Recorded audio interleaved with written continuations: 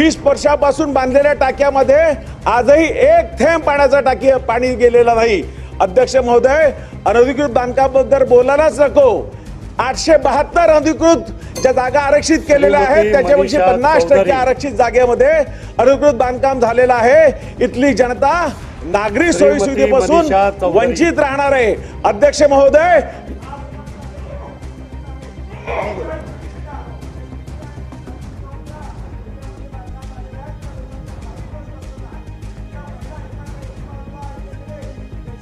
प्रधान करोडो लोकांना घरं देतात, आमच्या इथे गरिबाची घरं तोडण्याचं चाललं आहे।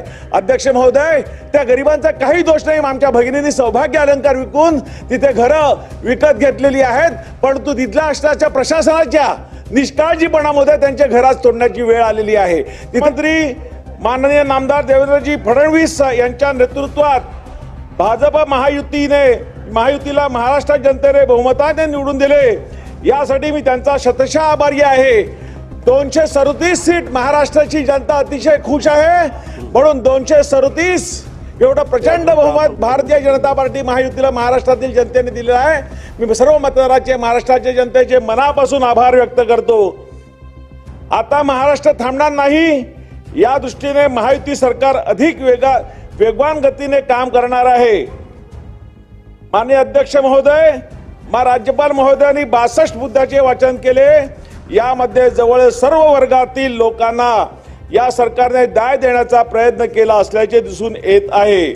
यासाठी या सरकारचे मी अभिनंदन करतो। यामध्ये शेतकरी, शेतमजूर यांचे प्रश्न, गोरगरीब जनतेचे प्रश्न, महिलांच्या कल्याण, युवकांसाठी रोजगाराच्या संधी, मच्छीमार बांधवांचा सर्वांगीण विकास, सर्व शहरांचा सर्वांगीण विकास यांच्यासारख्या अनेक गोष्टींचा समावेश आहे। हे मी सरकारच्या सर्व आघाड्यावर प्रभावी ठरले आहे। हे सरकार सर्वच आघाडीवर प्रभावी ठरले आहे। परंतु अध्यक्ष महोदय, या माध्यमातून मला सांगायचे आहे की जसा महाराष्ट्र थांबणार नाही, त्याचप्रमाणे गेले अनेक वर्ष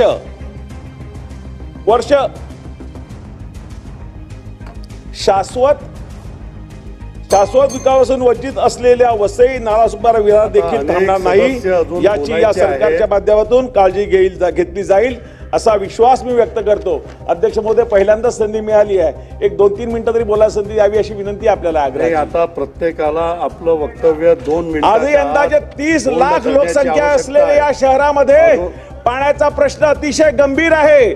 आजही टँकरचे मोठ्या प्रमाणात टँकर तिथे चालतात, आजही मोठ्या प्रमाणामध्ये तिथे टँकर चालतात।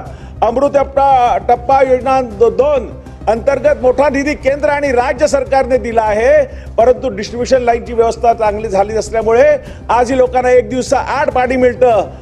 अध्यक्ष महोदय, महाराष्ट्र सरकारने एमजीबीच्या माध्यमातून 185 MLD पाणी दिलं। मी शासकाचं एमएवेचं मनापासून अभिनंदन करतो। ग्रामीण भागाला पुरवठा करण्याची जबाबदारी एमजीबीची आहे, महाराष्ट्र जीवन प्राधिकरणाची आहे, परंतु अध्यक्ष महोदय, 5-6 वर्षापूर्वी 5% काम बाकी असलेलं आजही तेच काम बाकी आहे। आमच्या शहराला, ग्रामीण भागाला या पाणी पुरवठा आजही होत नाही।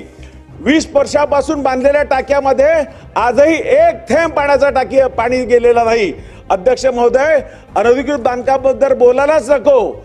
872 अनधिकृत ज्या जागा आरक्षित केलेल्या आहेत त्याच्यापेक्षा 50% आरक्षित जागेमध्ये अनधिकृत बांधकाम झालेलं आहे। इथली जनता नागरी सोयी सुविधेपासून वंचित राहणार आहे। अध्यक्ष महोदय,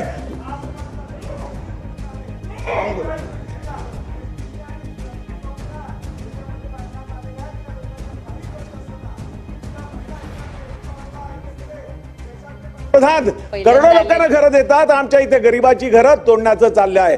अध्यक्ष महोदय, त्या गरिबांचा काही दोष नाही। आमच्या भगिनींनी सौभाग्य अलंकार विकून तिथे घरं विकत घेतलेली आहेत, परंतु तिथल्या असणाऱ्या प्रशासनाच्या निष्काळजीपणामध्ये त्यांच्या घरात तोडण्याची वेळ आलेली आहे।